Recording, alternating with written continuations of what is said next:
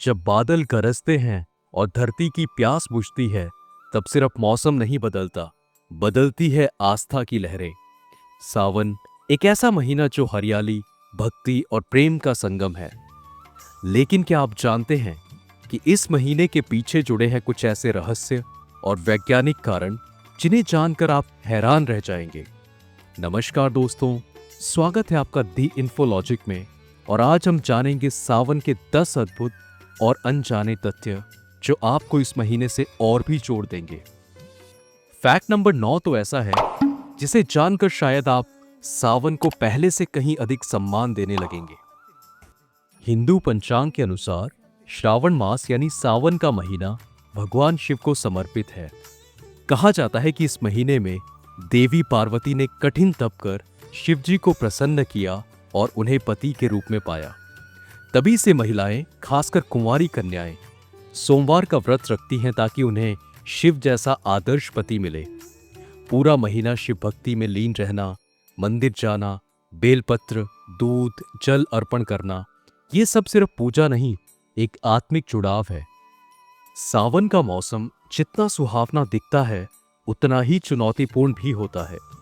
बरसात के मौसम में हवा में नमी, मिट्टी में बैक्टीरिया और खाने पीने में गड़बड़ी, इन सब से बीमारियां फैलती हैं।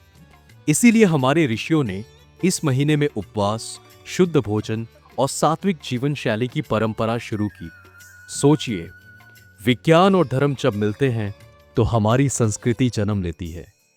सावन का सबसे खूबसूरत पर्व हरियाली तीज।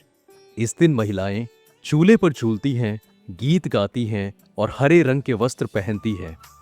हरियाली तीज सिर्फ सजने संवरने का पर्व नहीं, ये एक भावनात्मक उपवास है जहां महिलाएं पति की लंबी उम्र और अच्छे दाम्पत्य जीवन की कामना करती हैं और कुंवारी कन्याएं शिव पार्वती जैसा दाम्पत्य चाहती हैं।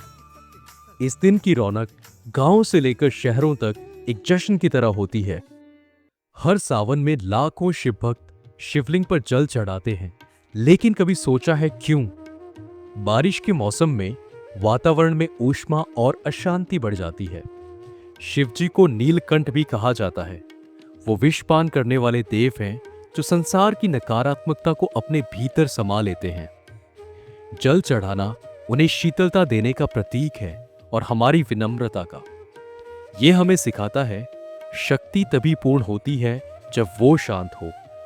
सावन सिर्फ पूजा पाठ नहीं, बल्कि आत्म संयम का महीना भी है। भारत के कई हिस्सों में इस समय साधु संत जंगलों या हिमालय की गुफाओं में तपस्या करते हैं। ध्यान, योग, मौन व्रत, ये सब हमें अपने भीतर झांकने का मौका देते हैं। शिव भी योगी हैं और इस महीने में उनसे जुड़ना मतलब अपने अंदर की शक्ति को पहचानना। सावन में निकलती है कांवड़ यात्रा, जो दुनिया की सबसे बड़ी पैदल यात्राओं में से एक है।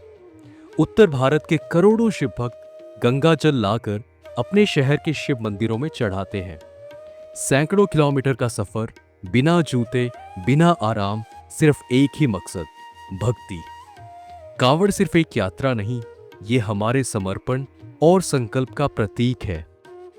आपने सुना होगा कि सावन में मांस, प्याज, लहसुन, ये सब खाना वर्जित होता है। ये सिर्फ धर्म की बात नहीं, विज्ञान भी यही कहता है। बरसात में इन चीजों से पाचन कमजोर होता है और बीमारियां बढ़ सकती है। इसलिए हमारे पूर्वजों ने कहा, सावन में जितना हल्का खाओ उतना स्वस्थ रहो और मन को भी सात्विक बनाओ। सावन में महिलाएं मेहंदी क्यों लगाती हैं? मेहंदी सिर्फ खूबसूरती नहीं, शरीर को ठंडक पहुंचाने वाला औषधीय पौधा है। इस मौसम में गर्मी और उमस से शरीर चिड़चिड़ा हो सकता है। मेहंदी उसे संतुलित करती है। ये भी एक कारण है कि हमारे त्योहारों में सजना संवरना सिर्फ दिखावे के लिए नहीं, स्वास्थ्य के लिए भी है। भारत में हर साल हजारों लोग बिजली गिरने से मरते हैं और इनमें से सबसे ज्यादा मौतें सावन के महीने में होती है। इसलिए हमारे बुजुर्ग कहते थे, खुले मैदान में मत जाओ, बरगद के नीचे मत खड़े रहो।